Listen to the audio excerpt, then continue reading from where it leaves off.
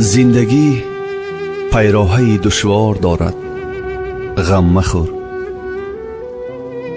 آدمی سهل و خطا بسیار دارد، غم مخور.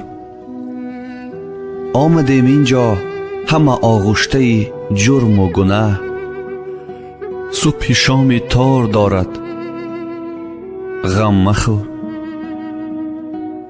هر کی دانسته گیرد باری گناه بر گردنش، او خدای خالق و جبار دارد، غم مخور.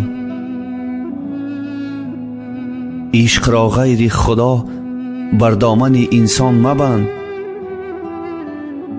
عشق را غیر خدا بر دامن انسان مبند.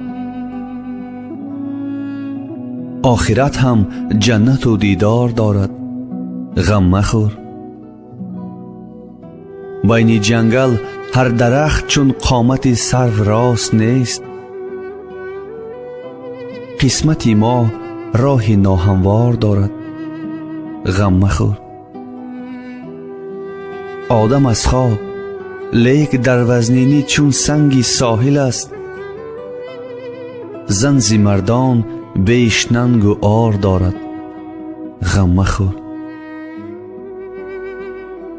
باری گران زندگی روز نهانت می کند، از برگ گل زیباتری فردا خزانت می کند. گر آهوی در کوهسار یا که عقابی بر فضا، با تیر غیبش ناگهان روز نشانت می کند.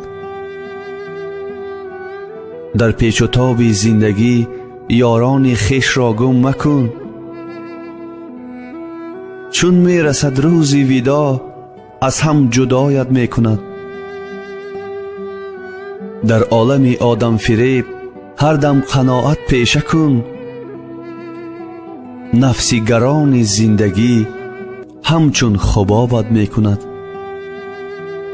مثل کبوتر بر فضا بال و پرافشانی کنی، از بلبلان گویاتری زخمی زبانت می کند. مانند کپکانی دری خوش می خرامی هر سحر،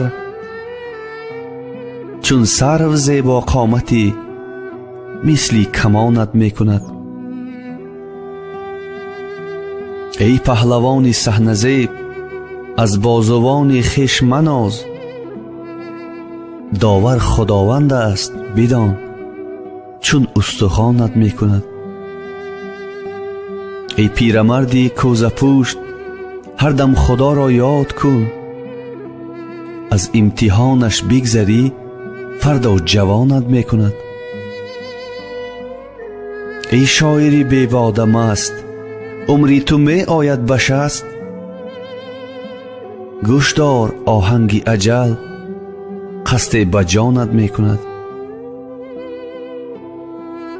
از آدمی پند شنو بی توشه مهمانی مرو، میزبان اندر روز حشر بس امتحانت می کند.